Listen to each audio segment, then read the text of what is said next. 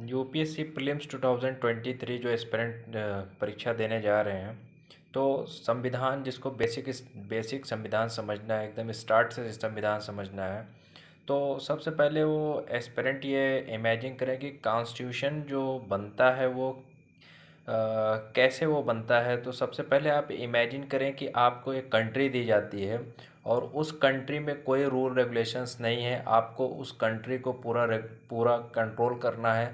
तो आपके माइंड में जो विचार आएंगे, जो आपके माइंड में थॉट्स आएंगे, उस थॉट्स को आप इम्प्लीमेंट करें कि आज के कॉन्स्टिट्यूशन में जो अभी कॉन्स्टिट्यूशन लिखा हुआ है, उस कॉन्स्टिट्यूशन को आप देखिए कि आपके माइंड में जो थॉट्स आ रहे हैं, क्या उससे वो चीज़ें टैली हो रही हैं कि नहीं हो रही हैं।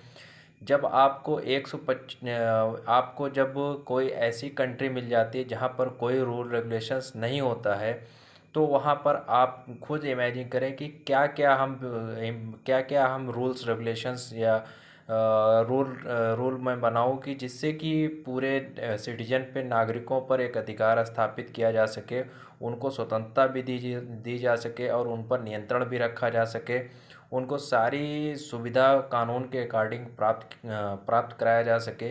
तो आप जब इमेजिन करेंगे तब आपको इंडियन कॉन्स्टिट्यूशन खूब अच्छे से समझ में आएगा।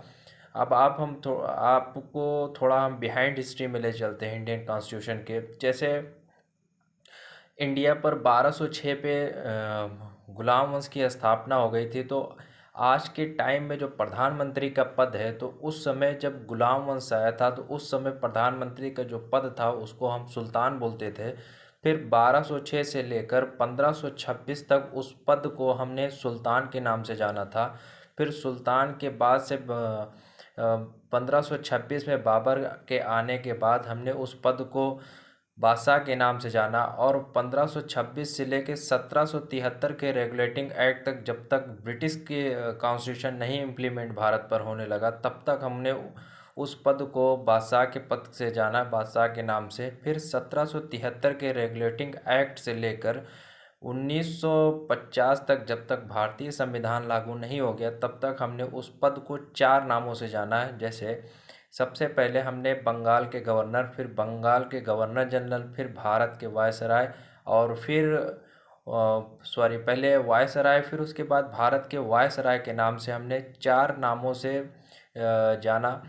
ये था कि आज के वर्तमान जो प्रधानमंत्री पद है वो उस समय किन किन नामों से मतलब जाना जाता था। तो आपके माइंड में एक इंडेक्स बन गया होगा कि शासक को हम 1206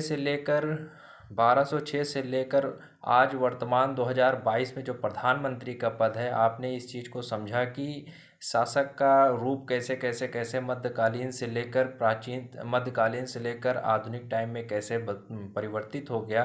तो आपको ये देखना है कि जो मध्यकालीन के इतिहास थे, मध्यकालीन और ब्रिटिश के जो कानून थे और जो आज के कानून में, इसमें क्या सिमिलरिटी है। आपने मध्यकालीन इतिहास पढ़ा होगा, तो उसमें जो कॉन्स्टिट्यूशन था, जो उनका कॉन्स्टिट्यूशन था और जो ब्रिटिश का कॉन्स्टिट्यूशन था, दोनों में क्या डिफरेंस है, और आज के जो कॉन्स्टिट्यूशन हैं उसमें क्या डिफरेंस है। इन सारे डिफरेंस को जब आप क्रिएट करें देखेंगे, तो आपको बहुत माइंड में आपके बहुत अच्छा इंडेक्स बनेगा और बहुत अच्छी आपकी पकड़ बनेगी कॉन्स्टिट्यूशन पे।